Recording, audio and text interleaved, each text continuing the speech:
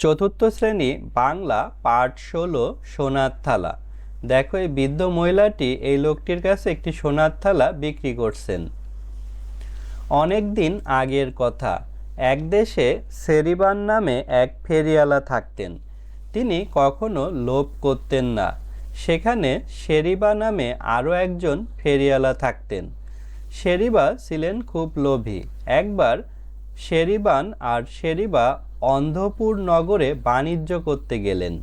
অন্ধপুরে সেই সময়ে এক বণিক পরিবার বাস করত। এক সময় ওই বণিক পরিবার খুব ধনী ছিল, তবে ধন সম্পদ হারিয়ে তারা গরিব হয়ে যায়। সেই পরিবারের কেবল বুড়ি ঠাকুরমা এবং তার এক নাতনি বেঁচে ছিল। তারা প্রতিবেশীর বাড়িতে কাজ করে অতি কষ্টে সংসার চালাতেন। তাদের ছিল একটি সোনার থালা। বণিক যখন বেঁচে ছিলেন সেই থালায় ভাত খেতেন। এখন আর সেই থালা কেউ ব্যবহার করে না। ধীরে ধীরে থালাটায় ময়লা জমতে শুরু করে। দেখেও বোঝা যাচ্ছিল না থালাটা সোনা দিয়ে তৈরি। ভাঙা থালাবাটির সাথে সেটিকে রেখে দেওয়া হয়েছিল। বুড়ি ঠাকুরমাও থালাটির কথা ভুলে গিয়েছিলেন। একদিন লোভী শেরিবা সেই বাড়ির পাশ দিয়ে যাচ্ছিলেন। যেতে যেতে সুর করে বলছিলেন, জিনিস কিনি জিনিস, কেউ কি পুরনো জিনিস বেচবেন? ফেরিওয়ালার ডাক শুনে নাতনি ঘর থেকে বেরিয়ে এলো। ফেরিওয়ালাকে বলল, তুমি কি পুরনো থালা কিনবে? থালাটা দেখাও তো, শেরিবা বললেন।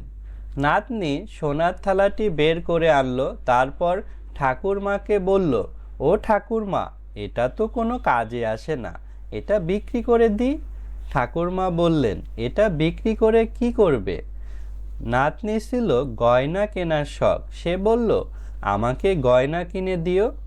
ঠাকুরমাও দেখলেন থালাটি কোনো কাজে আসে না, তাই তিনি বিক্রি করতে রাজি হলেন।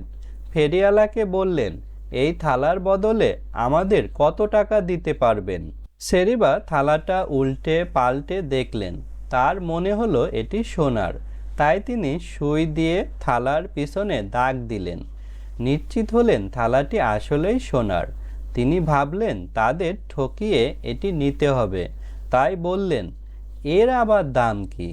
1 টাকায় নিলেও ঠকা হয়। এরকম বলে তিনি থালাটা রেখে চলে গেলেন।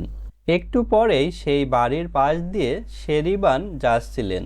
তিনিও হেঁকে বলছিলেন, জিনিস কিনি জিনিস, কেউ কি পুরনো জিনিস বেচবেন? আরেক ফেরিওয়ালার ডাক শুনে নাতনি আবার ছুটে এলো। ঠাকুরমাকে বলল, ঠাকুরমা, ডাক দাও না ওই ফেরিওয়ালাকে। ঠাকুরমা বললেন, নিজের কানেই তো শুনেছ, থালাটির কোনো দাম নেই, ঘরে বেচার মতো আর কোনো জিনিস নেই। নাতনি বলল, সেই ফেরিওয়ালা ভালো না, ওর কথা শুনে গায়ে জ্বালা ধরে যায়।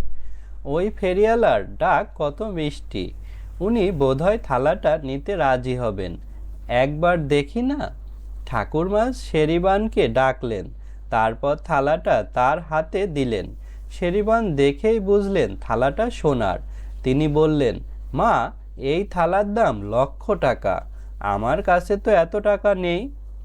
ঠাকুরমা বললেন, একটু আগে এক ফেরিওয়ালা এসেছিলেন, তিনি বললেন এর দাম 1 টাকাও না।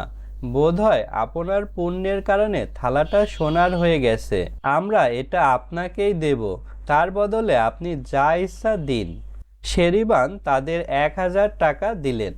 তারপর সোনার থালাটা নিয়ে চলে গেলেন।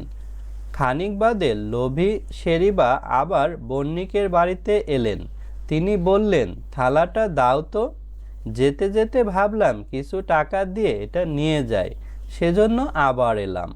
ঠাকুরমা বললেন, সে কি কথা, আপনি তো বললেন ওটার দাম 1 টাকাও হবে না। এইমাত্র একজন ফেরিওয়ালা এসে সেটি নিয়ে গেছেন, থালার বদলে 1000 টাকা দিয়ে গেছেন। ঠাকুরমার কথা শুনে লোভী শেরিবার মাথা ঘুরে গেল। তিনি তখন পাগলের মতো লাফালাফি শুরু করলেন।